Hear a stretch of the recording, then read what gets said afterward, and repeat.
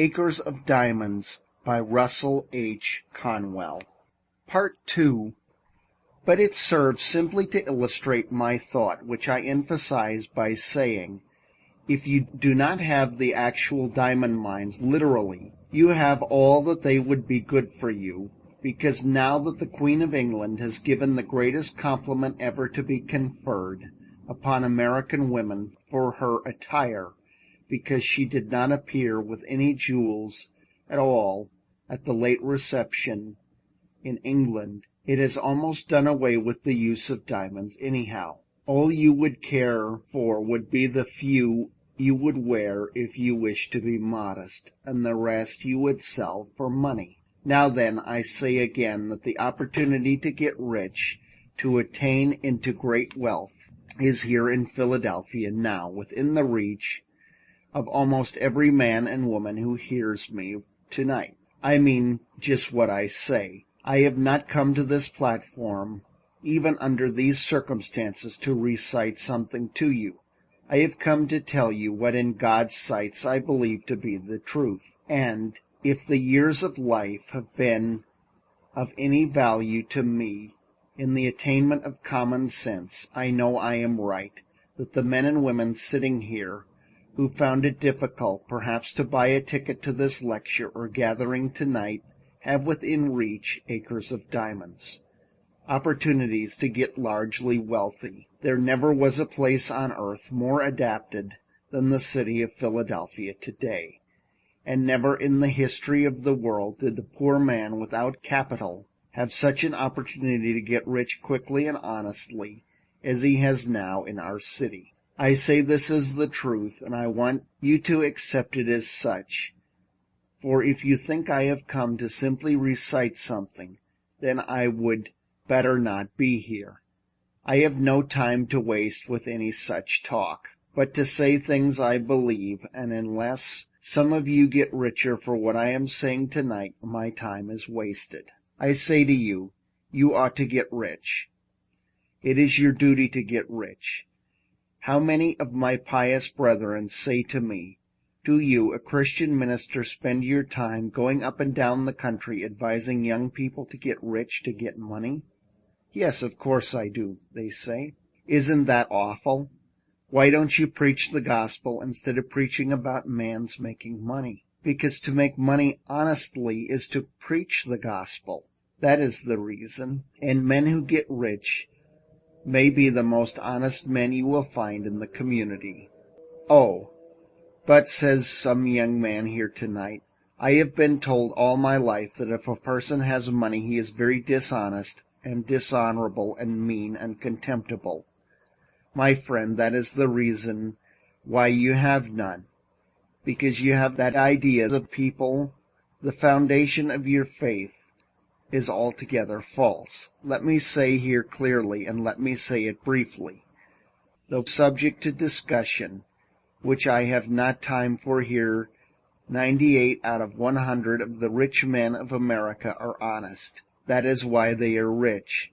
That is why they are trusted with money. That is why they carry on great enterprises and find plenty of people to work with them. It is because they are honest men. Says another young man, I hear sometimes of men that get millions of dollars dishonestly.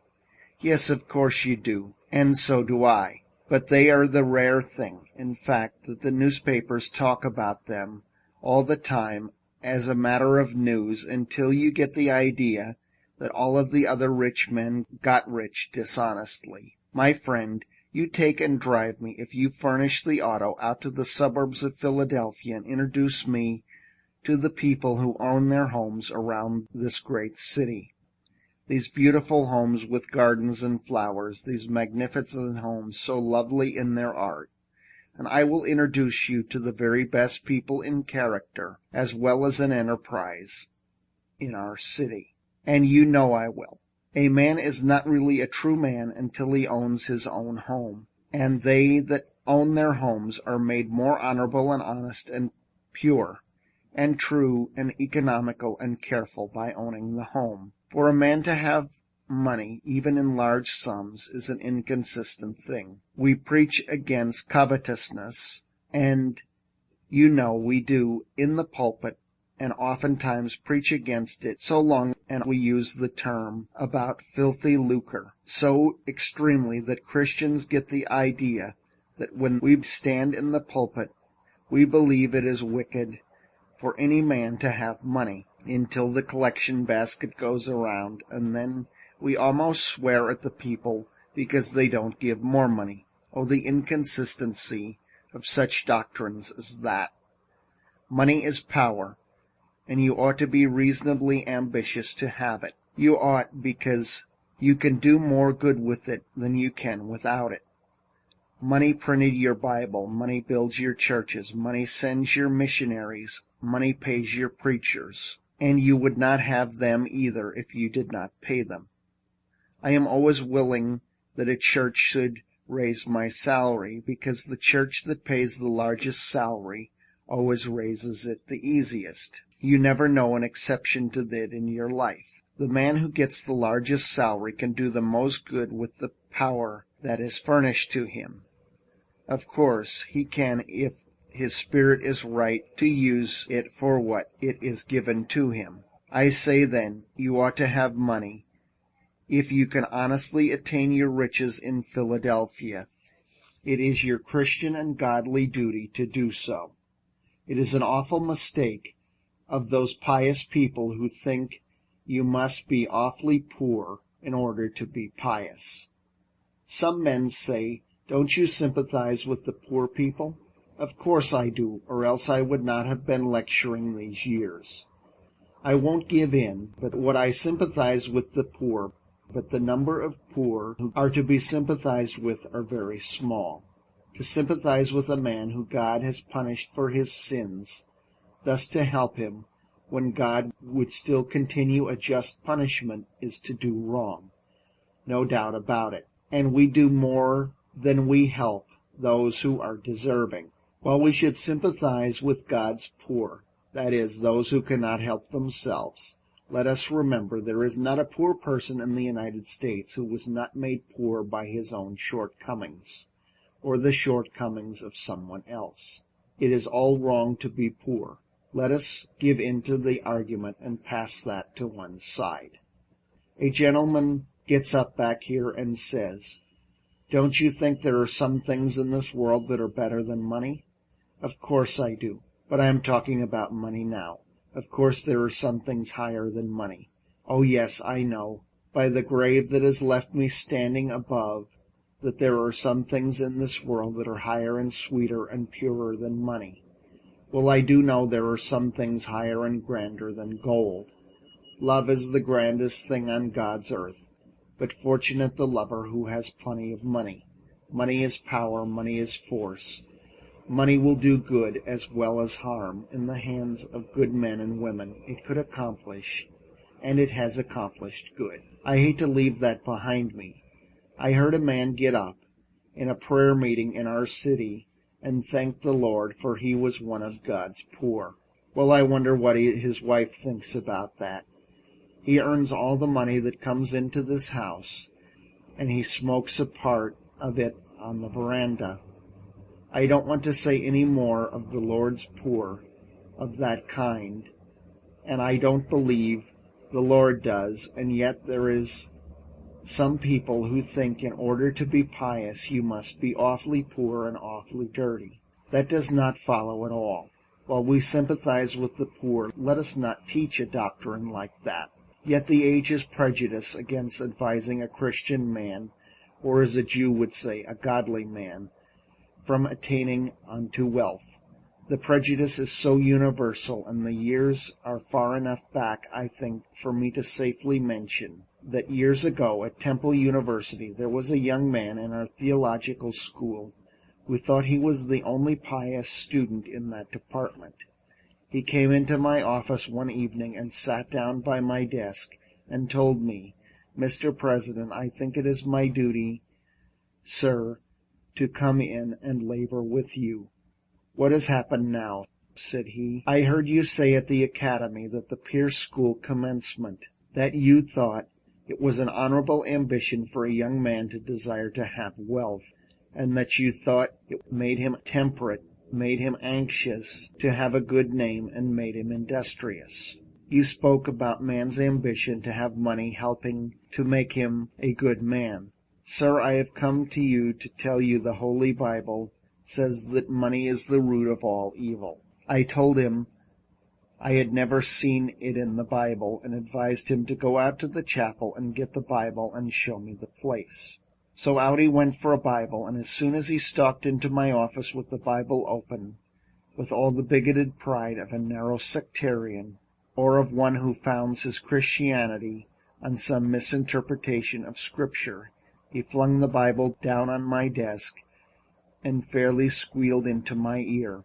"There it is, Mr. President. You can read it for yourself," I said to him. "Well, young man, you will learn when you get a little older that you cannot trust another denomination to read the Bible for you. You belong to another denomination. You are taught in a theological school, however, that emphasizes the exegesis. Now you will take that Bible and read it yourself, and give it the proper emphasis to it." He took the Bible and proudly read, "The love of money is the root of all evil." Then he had it right. And when one does quote aright from the same old book, he quotes the absolute truth. I have lived through 50 years of the mightiest battle that old book has ever fought, and I have lived to see its banners flying free, for never in the history of this world did the great minds of earth so universally agree that the Bible is true, all true, as they do at this very hour. So I say that when he quoted right, of course he quoted the absolute truth.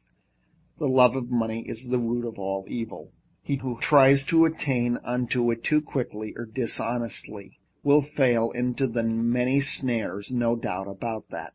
The love of money, what is that? It is making an idol of money, an idolatry pure and simple, everywhere as condemned by the Holy Scriptures and by man's common sense.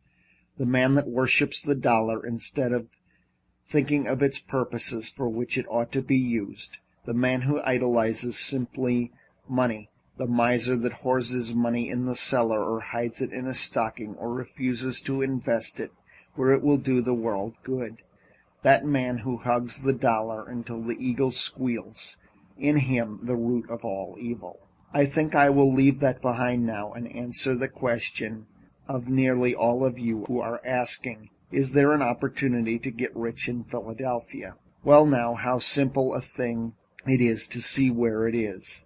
The instant you see where it is yours. Some old gentleman gets up there in back and says, "Mr. Conwell, have you lived in Philadelphia for 41 years, and you don't know that the time is gone when you can make anything in this city?"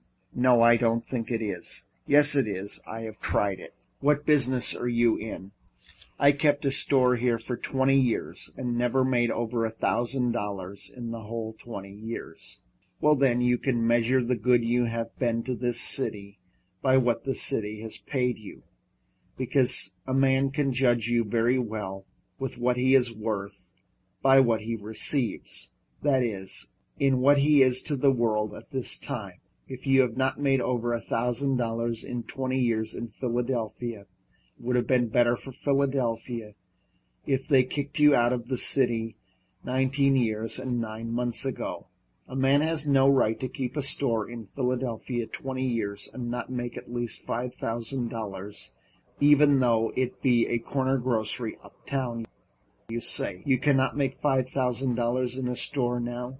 Oh, my friends, if you will just take only 4 blocks around you and find out what the people want and what you ought to supply and set them down with your pencil and figure up the profits you would make if you did supply them, you would very soon see it.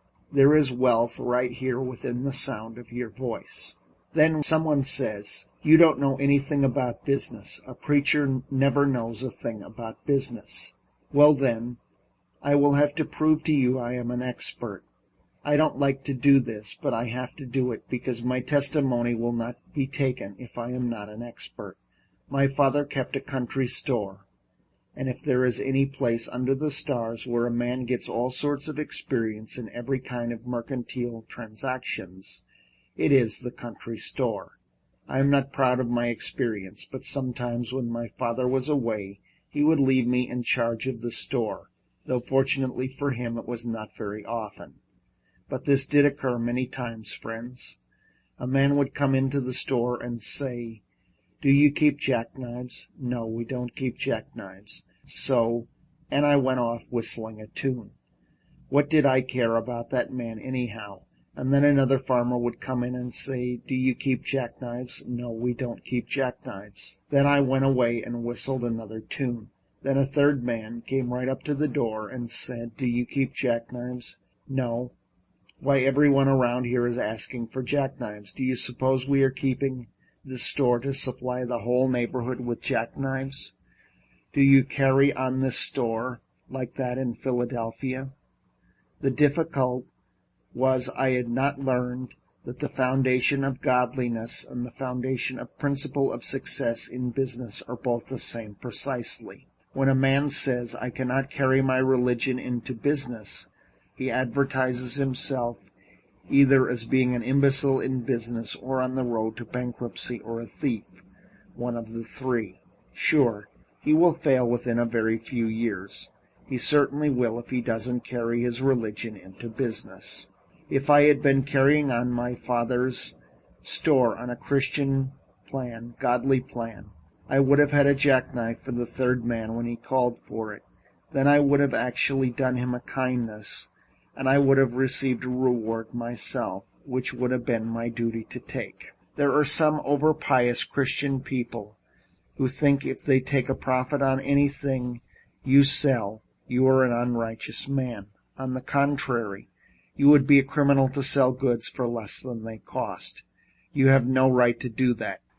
You cannot trust a man with your money who cannot take care of his own. You cannot trust a man in your family who is not true to his own wife. You cannot trust a man in the world who does not begin with his own heart, his own character, and his own life. It would have been my duty to have furnished a jackknife to the third man or the second, and to have sold it him and actually profited myself. I would have no more right to sell goods without making a profit on them than I would have to overcharge him dishonestly beyond what they are worth. But I should so sell each bill of goods that the person to whom I sell shall make as much as possible. To live and let live is the principle of the gospel, and the principle of everyday common sense. Oh, young man, hear me. Live as you go along. Do not wait until you have reached my years before you begin to enjoy anything in this life. If I had the millions back, or 50 cents of it, which I have tried to earn in these years, it would not do me anything like the good it does me now in this almost sacred presence tonight.